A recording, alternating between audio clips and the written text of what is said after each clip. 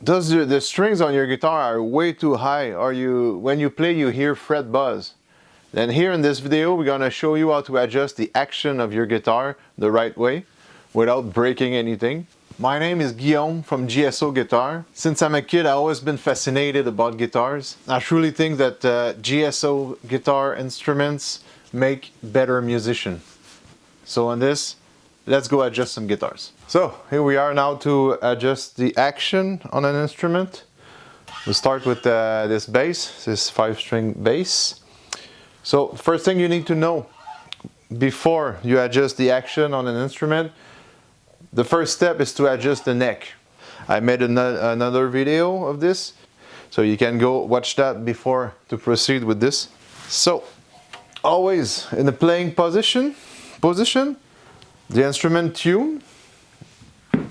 I like to put a capo on the first fret here when you measure the action, because like this you just cancel the nut, because the nut can be adjusted to different ways. Maybe it's not adjusted at all. So like this, you're sure to have the right measurement. So capo first fret. Then you would measure. You would measure at the 12th fret. You measure with your ruler on the fret, and you measure from the bottom of the fret. So what you want for bass, for example, you want 2.5 millimeter for the E string, and then you would want 1.5 millimeter for the G string.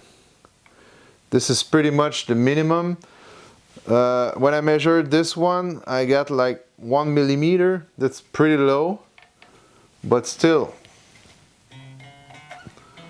there's no fret buzz, so it works. But if you play a bit harder, then you would get fret buzz right away. So now we want to raise the string a little bit. So on this bass, you would raise it from each saddle individually. So raise it a little bit. Then you measure. Measure again. Now you get a little bit over 1 millimeter. So then you can look it back, so make sure it doesn't move. The other thing you need to know, it's on the fretboard, you always have a radius. The thing is not flat, it's always round. So once you adjust the two opposite string, then you need to follow the strings like a step way, but to follow that radius. So you measure to make sure to keep those strings following the radius of the neck. The same thing on the guitar. Let's switch here.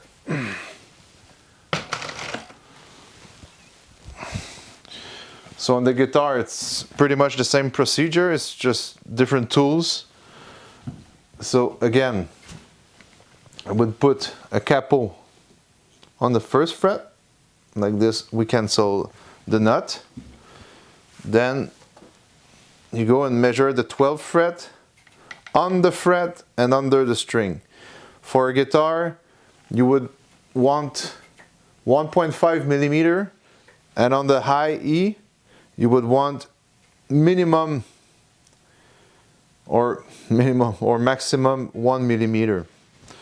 So this is a bit low. Again, we're gonna raise it a bit. So for this, you get Allen screw, and you just go on the saddle and you raise it gently. You measure every time again. So it's not bad.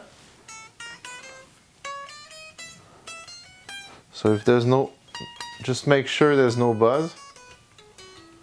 And depending on the fret job, or if your frets are worn, you may have to put it a bit higher so you don't have fret buzz. This again, we have to adjust the rest of the strings with the radius. This is a 16-inch radius, so you would just go and measure a little bit, decreasing until you get your target, like, which is 1 millimeter at the end. So this is not bad.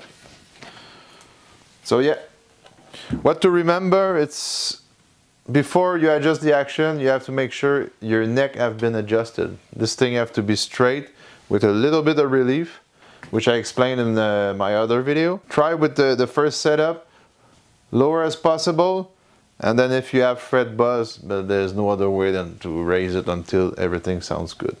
So don't forget to like and subscribe. You can leave me a comment to explain me how was your experience, and also there's a free guide you can download, 5 steps to adjust your electric guitar. There's a free guide I made for you. You can download it in the link down in the description. Thank you.